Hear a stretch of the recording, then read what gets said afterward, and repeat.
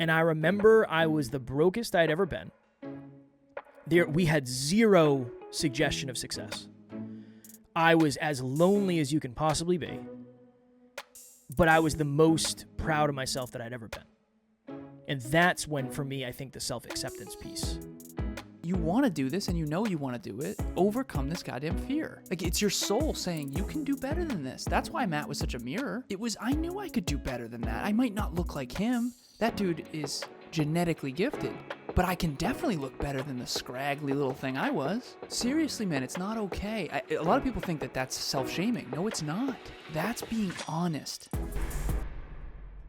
Next Level Nation, welcome back to another episode of Next Level University, where we help you level up your life, your love, your health, and your wealth. Today, for episode number 1886, the relationship between self-acceptance and self-improvement. Nice. Thank you so much. Mm-hmm. And that's all we have. Have a wonderful day, a wonderful evening, wherever you are in the world. I hope it's a great place. I hope it's a great day. I hope it's a great moment. I hope it's a great life. We'll talk to you tomorrow. What? So this idea came to me because Alan and I have a lot of conversations behind the scenes. And I think at the end of the day, it's very important for Alan and I especially to understand that many people may not choose to practice self-improvement to the level and with the frequency that you and I do. This is quite literally our job. And the day we stop improving is the day we essentially stop being able to add more value. So I'm always thinking of, if there's somebody out there who's really, really focused on self-improvement, can you focus too much on self-improvement and not enough on self-acceptance of who you are? It's kind of the genius of the power of the and. Mm-hmm. You accept who you are, and you understand that for most of you, there are pieces that you could improve. So I thought it would be a cool discussion, maybe a hyper-conscious episode, because I don't know. I don't know what the right answer for you is. I would probably say, if you are somebody who really, really, really struggles with self-worth and self-love, going and practicing self-improvement will help, but it may only help to the level that you practice self-acceptance first. And if you're somebody who has a ton of self-love and you already feel like you're somebody who's really good at self-acceptance, but you want to grow and you want to evolve and you have goals and you have dreams and you're ready to go on this journey, then you're probably going to want to dive pretty deep into self-improvement. And then I think as you do the self-improvement, you'll have an opportunity to revisit self-acceptance. And then same with self-acceptance and self-improvement. So what's your take on all that? The self-acceptance I never used to understand, and people would say terms like self-love, and I didn't understand what they meant, and now I feel like I really do. I actually wrote an article about self-awareness, self-acceptance, these different things, and I think self-acceptance actually needs to come first because... No, actually, I think self-awareness needs to come first because you need to be aware of something about yourself before you can consciously accept it, that kind of thing. Mm-hmm. So, for example, strengths, weaknesses, good, bad, ugly, all of who you are. 3 types of people. The first type of person is, I'm not good enough, I'm not good enough, I'm not good enough until. Second type of person is, I'm good enough exactly as I am and I don't have to change anything. Third person is, I'm good enough and I accept who I am now, and I also want to improve who that is. And I think unconsciously when I was younger, I might have been striving for an idealized version that might not have been in alignment with who I actually am. So, what's a good example of this? I was really lanky and really skinny, and I grew like a foot in my junior year of high school. I basically hit puberty, kind of. And I remember I grew a foot, and I was the lankiest kid ever. And for a man, you do not want to be lanky. You do not want to be lanky. For any men out there listening who are lanky or have ever been lanky, there's nothing worse. And Kev's like, well, I would argue being short is worse. Right. Yeah, fair. Okay. For me, being lanky was the worst. People throw you around on the basketball court. You are not taken seriously. It's a whole thing. And that's why, when I bulked hard back when I started bodybuilding. I was like, I just want to get as fat as possible. No, I want to get as big as possible. And I like being bigger. Kevin, likes being leaner. But I don't think I really accepted the fact that I was lanky. I don't know if I accepted the cons with the pro. So, okay, I'm tall. I have long legs. I'm a good long distance runner. That's great. Those are good things. Okay, what comes with that? Well, you're an ectomorph. An ectomorph is a body type that's very tall and lanky. And you have good cardiovascular health, and you're pretty good at cross country and track and that kind of thing. Decent. But the unfortunate downside to that is you're also skinny. Super, super, super skinny. And I don't build muscle easily. I'm not naturally very strong. There was kids throwing shot put, 40 feet or whatever. I don't know the actual amounts, but I could not throw that thing that far. I used to throw jab in high school, and T. Jakes and Kiki would outthrow me. They were stronger than I was, and I had some pretty good form, so I could keep up. But Kiki and I used to have a competition. Whoever won in practice the previous day would buy the next day's coffees, and I was mostly buying the coffees. It's a nice little friendly competition. It was fun. But the point is that self-acceptance is, okay, I'm not very strong, naturally. There's a dude in my gym who warms up with more than I can max. This dude is a freak of nature athlete, jacked, and not really that dialed in. Probably doesn't hydrate that well based on the way he looks. Doesn't seem like he takes it very serious. Dude doesn't warm up. Just comes in, starts hammering weights, and I'm maxing out with his warm-up. And it's motivating as hell for me, so I love it. But I'm not very strong. So do you accept that about yourself? Now, here's the deal. I have to accept that I'm not very strong naturally, and I can still get stronger. I have to accept that I'm not going to win a strongman competition, and I'm still going to work on building strength. And I think that that's what self-acceptance is, man. And self-acceptance is I'm not very strong. Self-improvement is I'm going to get stronger. Isn't that just having a growth mindset, really, at the end of the day? You're willing to accept the realities of where you currently are and the opportunities of where you eventually could be. I think that's really a growth mindset in a nutshell. This has always been the interesting thing for me, because I think there's a couple camps of self-love. There's maybe the I love myself, so I don't need to change. I think that's one camp. And I think the other camp is I love myself, and I'm going to prove that I love myself by improving. And I think those are two very, very... I think one, I don't know. See, this is always where it's hard because it depends on so many things. You forgot about the things. camp of I'm going to pretend I love myself when in reality I can't stand the way I am, but I just don't believe I can change it. That's fair. Yeah. So three camps. That one, I think that's camping. a self... You're talking about camping? We're out here camping. We're out here camping. I'm not good at camping. Not a fan. No? Absolutely not. Why? For what reason? I have everything I need here. I have everything I need here. Why would I go somewhere where I don't have it? Emilia and I are going to go camping at some point soon. Well, you guys are weird as shit. Definitely. And I love you for it. Camping. Yeah, no, pass, man. I have everything here. It's almost like, why you just want to go somewhere where you don't have any of the things that you like? Doesn't make any sense to me. You're funny. No, it's not. It's being in nature. You reconnect into nature. I camped a lot as a kid. As a child, I was a camper. I used to whittle my own spears. Never hunted anything with them, but... Well, no, I don't think, but that's the first step. You made the weapon. That's the first step. Yep.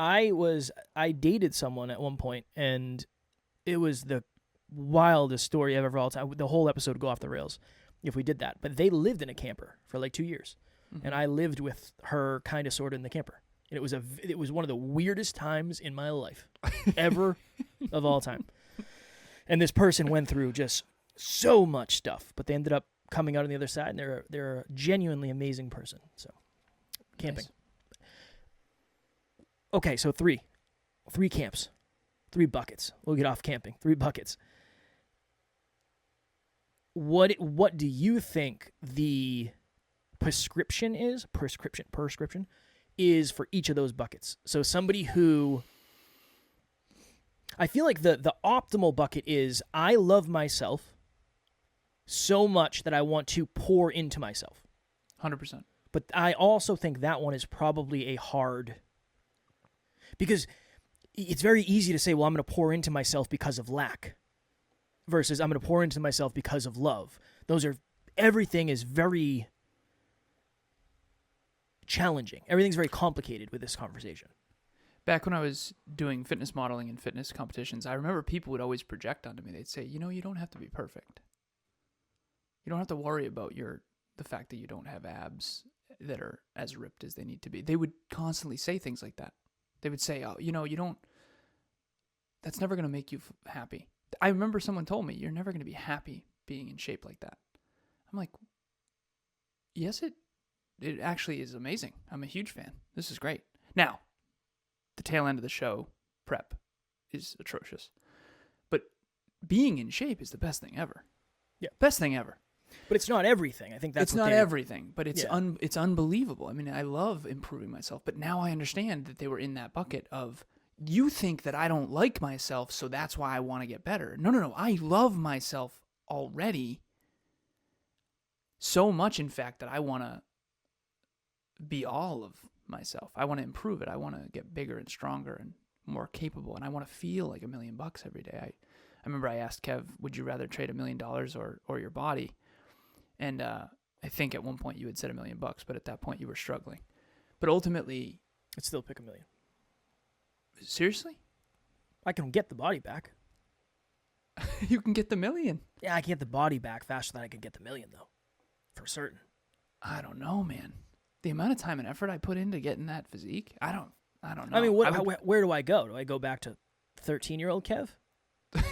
Yeah, it's a whole other question. Yeah. But ultimately, this is a drive to 5. You just said it. One end, extreme, is I secretly hate myself, so I'm going to pretend I actually love myself, and that's all ego. And I don't believe in my ability to transform or change. The other end is I love myself so much, I accept myself fully. I love myself so much, I'm not even going to change anything. And then the middle of that is I love myself, and there are things about myself that I want to improve. Hold on. Is there a fourth where fourth bucket, I work so hard on myself because I want to love myself, but no matter how much work I do, I'll never love myself because I never started with actually loving myself? Yeah, probably. And ironically, until you do that long enough, I woke up from that bucket after my car accident. And I think you kind of did too after suicidal ideation. That was what the quarter life crisis ultimately was. It was, listen, I think a lot of people, they have goals that they think will fulfill them because they don't actually love themselves. I tell this story about this man named Matt. I went to a party. I was a sophomore in college, and we were in my hometown, and we would, every spring break or whatever vacation, holidays, we would come back from college and we would all get together and party. And this dude was from Milford and another town. And he was just jacked, good looking, had it going on. Dude had the beautiful girlfriend. He had everything. What seemed like everything, right? And he was charismatic, funny, just the man. He's the man. And I actually really liked him too. So it was like there was nothing that this dude wasn't. And I just didn't feel very good about myself back then. I was at an engineering school, and none of us worked out. We all played video games. We all were super smart, but that was kind of it. And I was not attractive to the female species very much at all compared to this guy.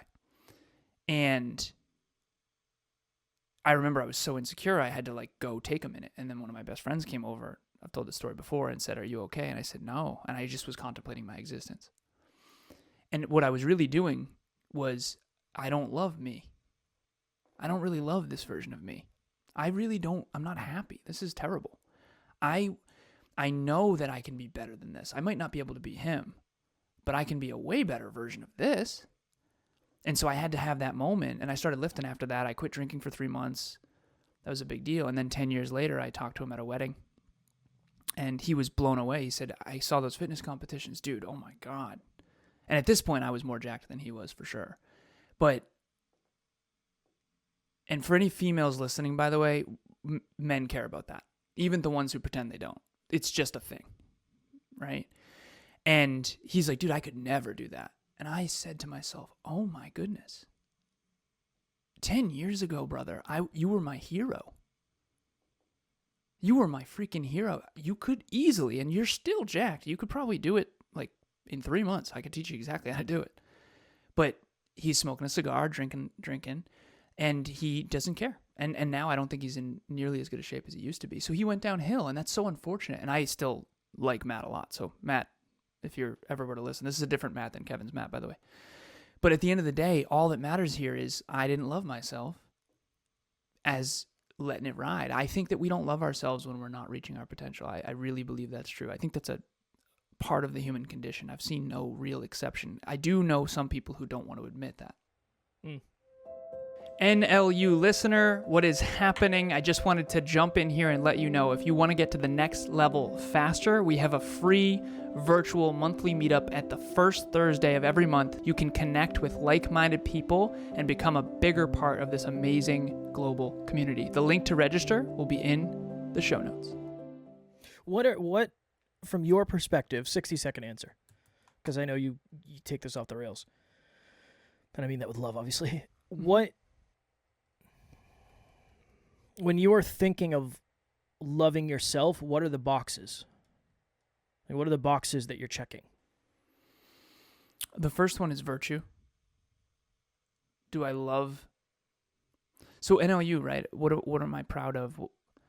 So the first one's virtue. Am I the most virtuous man? What does virtue mean? Humility, courage, vulnerability. Do the right thing. Yeah. There's a reason we all know who the villain is in every movie, because they're not virtuous. They're lying or cheating or stealing, or they're shitheads. Really, is what it comes down to. They're selfish shitheads, and that's what a villain is, a selfish shithead. And we've all been there. We've all been a selfish shithead at some point. Some more than others. Holy crap! But ultimately, it comes down to virtue at this point. It's how virtuous am I, and how much am I reaching my potential, and how much am I contributing with that potential to other people's lives? How much am I making this world a better place? That's a good question to ask. So it's three buckets. Yeah, probably those three. But I can't be someone I'm not. That's the thing I used to try to do when I wasn't as focused on actually loving myself. I say I'm an engineer. I actually had to learn to love that, because for a long time, that would disconnect me from other people. And now I am owning that more and loving that more. And I would almost only love myself behind the scenes. That's the best way to describe it. And that's why when you first found out self-worth and self-belief, Emilia helped you and I realize that self-worth and self-belief are different. And she really illuminated how she thinks my self-worth isn't as high as it could be. And then I came to you in the studio and I said, Kev, I think our self-worth might be low, not having dads and all this stuff. And you're like, dude, no chance. You have tons of self-worth. And now we realize that maybe not. Maybe I do behind the scenes with you. But what's my self-worth when I'm around other people? And is it ego, or is it self-worth, or is it so? Anyways, but for you, what would be? I wanted to ask you this at the beginning of the episode. What do you think self-acceptance is? How does someone self-accept? I think it's really hard to do it without self-belief. Because I think the level of self-acceptance I have today is connected to the level of self-belief I have today. And I think I have the most self-acceptance I ever have. But I also think I have the most self-belief I ever have. I know that it's okay. It's okay for certain pieces of me not to be what I want them to be. When you were way back and you talked about how you had a model girlfriend in the best shape of your life, just won a fitness show, made 6 figures without a college degree. For those of you who haven't heard Kevin's story, we did an episode a couple months back with it. You were the most externally successful in all the things you thought would. What were you feeling in terms of self-love back then? I loved the way I thought people thought I felt about myself. I didn't love me at all. 0. I love the fact that I thought people thought that I felt really good about myself. It was just the mask. I love the fact that people would look at me and think I was super happy. Not because I didn't want them to be happy, but more Why do we do that? because most people don't ever get close enough to find the truth. So it doesn't matter. Social media is a great example. Like whether you're watching or listening, you most likely, if you follow a bunch of people that you've never met in person, you most likely will never meet 99.99999% of those people.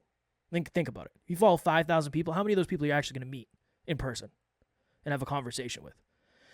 And that's that. So it doesn't really matter. It doesn't seem to matter. But I think essentially it's the thing that matters more than anything. The thing that really shifted for me, I've told this story before, and I tell this on other podcasts all the time. So I moved in with Matt the year after I made the most money. And then I ended up leaving my job. And at that time, Matt was still working. He had a corporate job. Alan and I were doing this podcast thing, but it wasn't like it is today, obviously. We were doing one episode a week. The other days, I stayed home and I did back office work or whatever. And I'll never forget, he was gone for work one day, and I was just walking around the kitchen. And I remember I was the brokest I'd ever been. We had zero suggestion of success. I was as lonely as you can possibly be. But I was the most proud of myself that I'd ever been. And that's when, for me, I think the self-acceptance piece. Were you the most virtuous you'd ever been? Probably. I think virtue is a universal language. I don't think of it that way. Virtue, I don't know if virtue is the number one for me. Character's up there. Character is very important to me. Character and virtue are the same thing. Yeah, but I don't think it's number one. I don't think it's number one. I think self-love is... What's number one for you?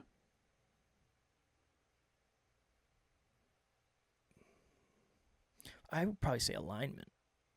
Nice. Feels... Yeah, when you're outside of alignment with your core values, it's so hard to love yourself. It's almost right. like when you are outside of alignment with your core values or outside of alignment with your core aspirations, your goals, you aren't supposed to feel good about yourself. I'm convinced of this. I know I'm weird about this. That's why we don't feel good about ourselves. Because that's our soul saying, "Hey, Alan, this is not aligned and you know it. Stop doing that stupid thing." Or in Kevin's case, Kevin, you want to do this and you know you want to do it. Overcome this goddamn fear. That's fair. Like, it's your soul saying, you can do better than this. That's why Matt was such a mirror. I knew I could do better than that. I might not look like him. That dude is genetically gifted. But I can definitely look better than the scraggly little thing I was. Seriously, man, it's not okay. A lot of people think that that's self-shaming. No, it's not. I think it depends on your level of self-belief, though. Agreed. That's being honest. But you're not always ready to give yourself that level of honesty. Yeah, that's...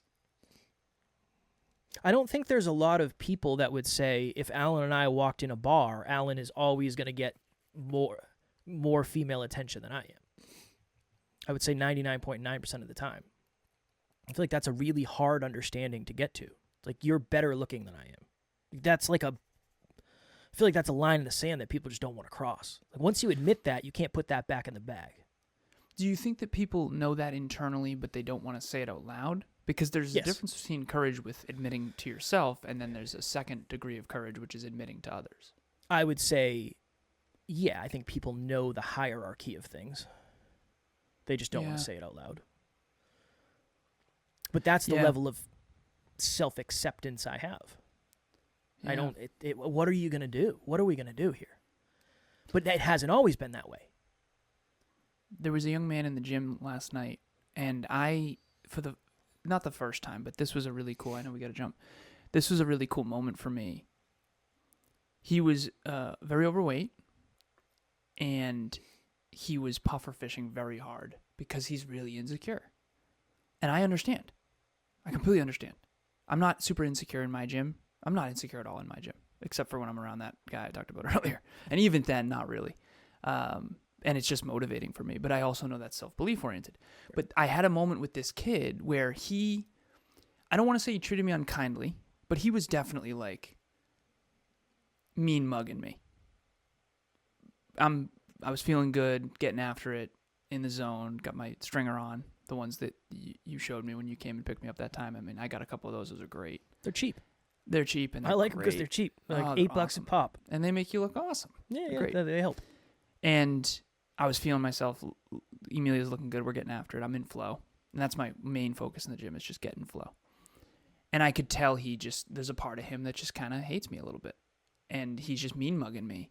And I had this moment of, you're just super insecure, man. It's okay. It's okay. I'm glad you're here.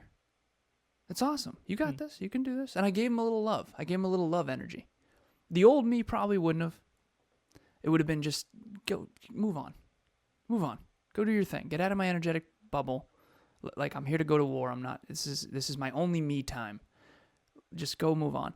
But he was, walking on his tippy toes type of thing and kind of doing this, that dominant shit that men do. And I just gave him some love. Just move on, brother. You're just so fucking insecure, but I'm glad you're here, and go work on yourself. You got this. But he doesn't self-accept. He probably doesn't self-accept.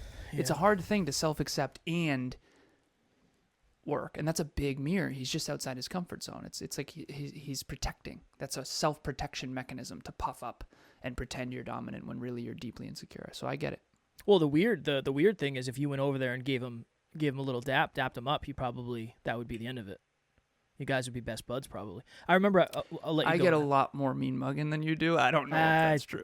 Dude, maybe not. Yeah. Okay. Depends. Because if I dapped him up, he might hate me even more. I don't know. No, I've never. I doubt it. There's a kid that goes to my gym where I'm gonna dap him up one of these days. All that means people react is differently to me, though. Is that fair? Yeah, but yeah, maybe. I think he was gym, mean mugging hard, brother. You gotta give him daps. You gotta give him daps. There was a guy level. It's like, I'm in there to work out. I don't want to be buddies. Yeah, you don't have exactly. to. Yeah. When Hat down. Let's rock and roll. There's the old gym I used to go to. I had a morning nemesis. We'd go at the same time, and he'd always give me these shitty looks. Right? Always.